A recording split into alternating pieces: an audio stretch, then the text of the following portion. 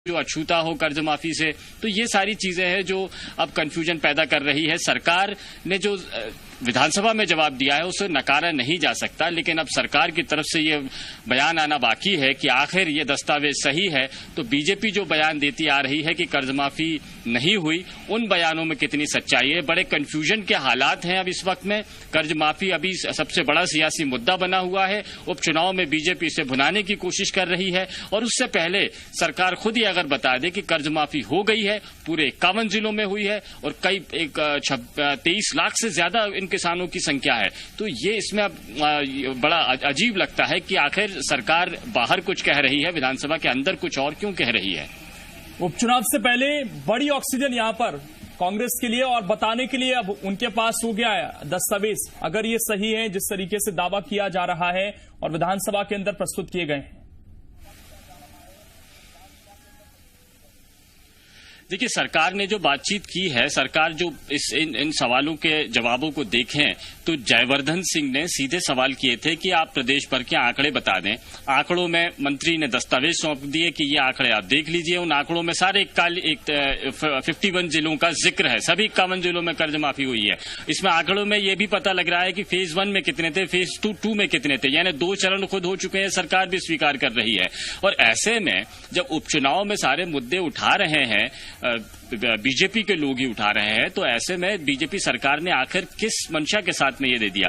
देखिए, एक बात तो यहां पर स्पष्ट तौर पर हमें समझनी पड़ेगी कि सरकारी प्रक्रिया में ये आ रहा है कि कर्ज माफी हुई है। अब इसको कांग्रेस क्या बढ़ा चढ़ाकर बोल रही है जिसको बीजेपी नकार रही है, ये यहां पर देखने वाली बात है। लेकिन सरकारी सिस्टम में नजर आ रहा है कि किसान कर्ज माफी है, ये सरकारी दस्तावेज है, अधिकारियों के द्वारा जारी किया गया दस्तावेज है। और जब ये दस्तावेज सरकार के पास में है तो फिर इसको पढ़ने से इनकार क्यों किया जा रहा था। जब कर्ज माफी हो चुकी है तो उसको बीजेपी सरकार में इनकार करने की वजह क्या है, ये बहुत जैसी स्थिति है जो समझ में नहीं। अब इस सरकारी सिस्टम का राजनीतिक इस्तेमाल क्या हो रहा है। देखिए, सरकार में जब तक कांग्रेस रही थी, कांग्रेस आंकड़े पेश करती आ रही थी, दस्तावेज कोई पेश नहीं किया, ये अलग बात है। किसानों की लिस्ट जरूर बीजेपी नेताओं के घरों तक पहुंचाई गई थी, लेकिन यहां पर तो एक सरकार के अधिकारी के दस्तखत से जारी किया हुआ लेटर है, एक पत्र है, ये पूरा डॉक्यूमेंट है जिसको नकारा नहीं जा सकता, ये कहीं नकारा नहीं जा सकता है। और ये डॉक्यूमेंट ये बता रहा है कि कर्ज माफी हुई है।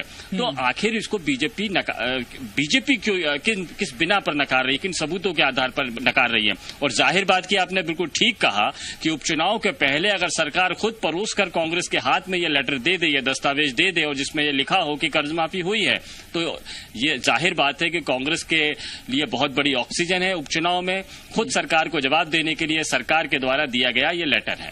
संदीप, जब ये सरकार बनी थी तो कांग्रेस वाले कहते थे कि आप तीसरा चरण शुरू कीजिए कर्ज माफी का जो हम छोड़कर गए हैं। उस वक्त कृषि मंत्री कमल पटेल वो ये कहते थे कि किसानों को तो कांग्रेस पर एफआईआर दर्ज करवानी चाहिए, उनसे झूठ बोला गया और हमने कोई वादा नहीं किया था कर्ज माफी का, ये कांग्रेस ने किया था और वो भी छलावा किया, कोई कर्ज माफी हुई नहीं।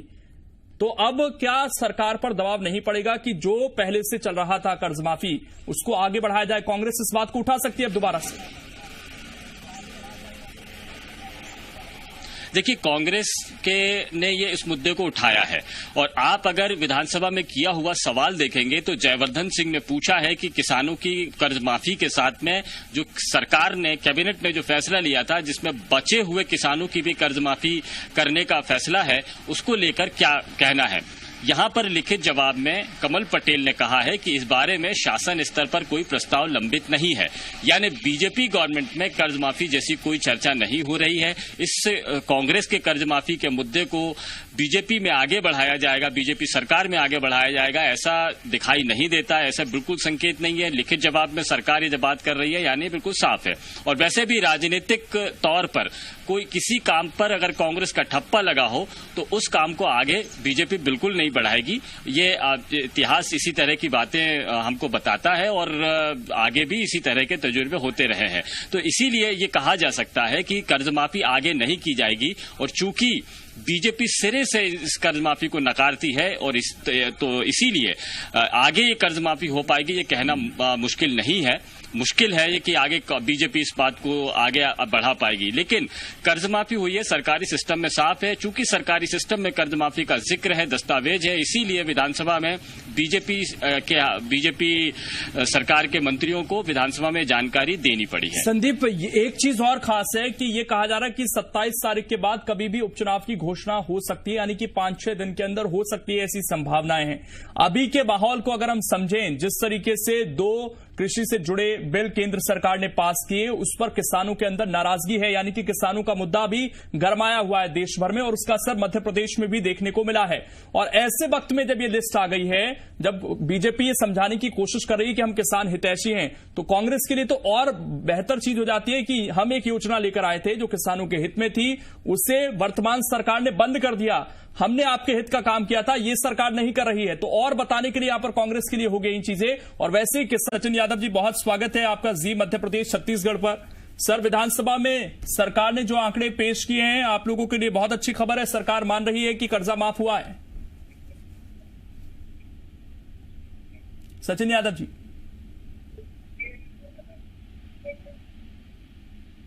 सचिन जी आवाज पहुंच पा रही है आप तक? आ रही है मेरी आवाज? सचिन जी आवाज पहुंच रही है आप तक? हाँ, मेरे को आ रही है। सचिन जी, जिस तरीके से सरकार ने माना कि कर्जा माफ हुआ है, सर आपका रिएक्शन? आप कृषि मंत्री थे उस वक्त। देखिए, हम तो शुरू से ही कह रहे थे कि हमने किसानों का, हमारी सरकार ने आदरणीय कमलनाथ जी के नेतृत्व में एक संकल्प लिया था कि मध्य प्रदेश के माथे पर जो कलंक लगा है, जहां मध्य प्रदेश किसान आत्महत्या के मामले में नंबर 1 पहुंच गया था, उसी कलंक को मिटाने का काम हमारी सरकार बड़ी तेजी से कर रही थी। और जिस प्रकार से आदरणीय कमलनाथ जी के नेतृत्व में हमने ये ऋण माफी का जो ऐतिहासिक कदम हमारी सरकार ने उठाया था, ये अपने आप में जो है एक बहुत बड़ा कदम था। और लगातार हम तो कहते आ रहे थे कि हमारे किसानों का हम ऋण माफ करेंगे और चरणबद्ध तरीके से करेंगे। हमारे सामने परिस्थितियां विपरीत थी, लेकिन उसके बावजूद भी एक जो वचन हमने मध्य प्रदेश के अन्नदाताओं को दिया था, उस वचन को निभाने की दिशा में हम लोग बड़ी तेजी से आगे बढ़ रहे थे।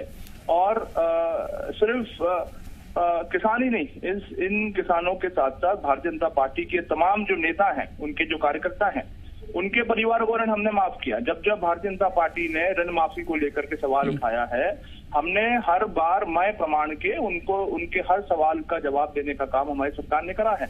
और आखिरकार जो है भारतीय जनता पार्टी को ये जो सच है, उस सच को स्वीकार करना पड़ा। और आज हमने जो काम किया है वो आज सरकार ने उसको माना है और जनता के सामने। सचिन यादव जी, आप बने रहिए। आज सचिन यादव जी, देखिए, आशीष जी की बातों पर रिएक्ट करने का कोई मतलब नहीं है, क्योंकि इनकी जो राजनीति है, इनकी जो राजनीति करने की शैली है, भारतीय जनता पार्टी की राजनीति करने की शैली है, ये झूठ बोलो, जोर से बोलो, बार बार बोलो, तो लोगों को लगता है सच होगा। लेकिन आज भी हमारा देश जो है सत्य की राह पर महात्मा गांधी के द्वारा जो दिखाया हुआ मार्ग है, उस मार्ग में चलने में विश्वास करता है। आप 100 बार भी झूठ बोलोगे, लेकिन वो झूठ कभी सच नहीं साबित हो सकता है।